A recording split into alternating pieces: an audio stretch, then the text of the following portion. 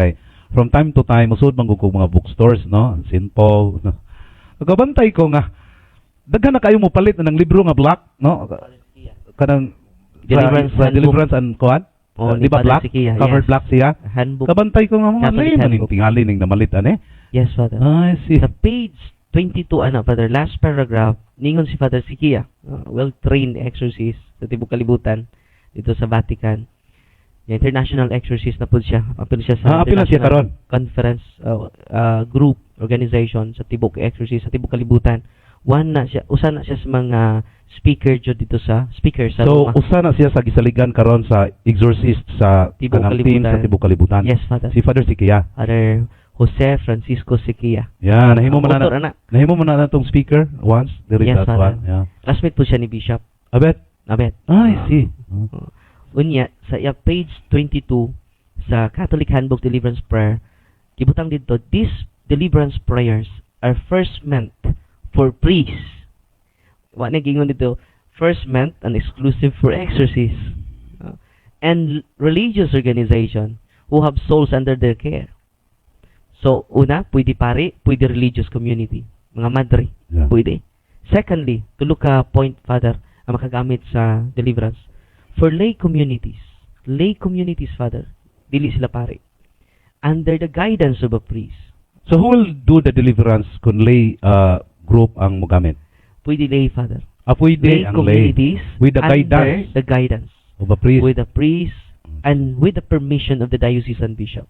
So, for example, natay community of lay faithful sa usa ka dapit, unya makagamit sila sa kanang libro sa deliverance. First is naay guidance kanang pagtugot sa obispo. Second is naay guidance sa religious or priest. Oh. Okay.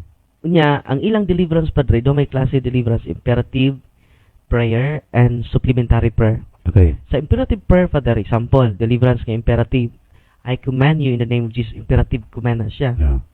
Di na magamit sa mga laigo. Ang magamit nila is intercessory prayer na deliverance. I see. So, instead command, intercessory ang nature niya.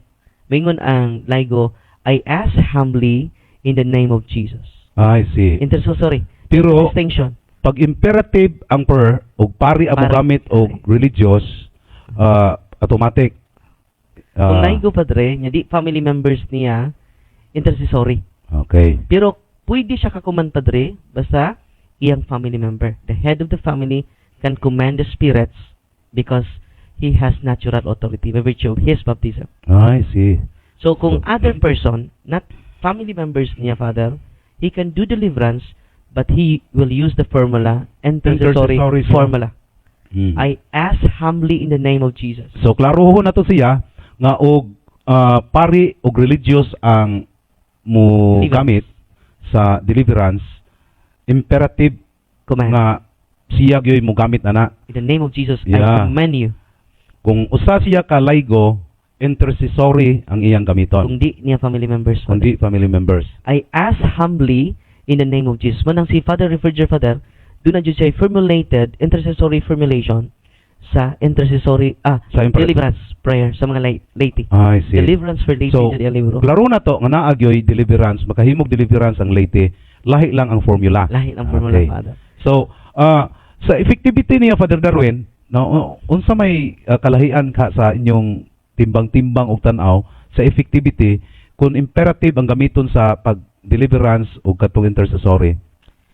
Una, Father, effective siya. Una, the grace of God will operate when we cooperate. Isang uling biktima, Father,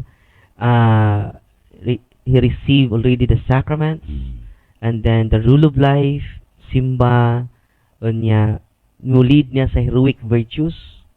Okay. Heroic virtues mo develop through devotion, rosary, dili lang may recitation sa rosary, ni-develop more heroic virtues. Muna yung makaliberate, Father mo. Diha ang effectiveness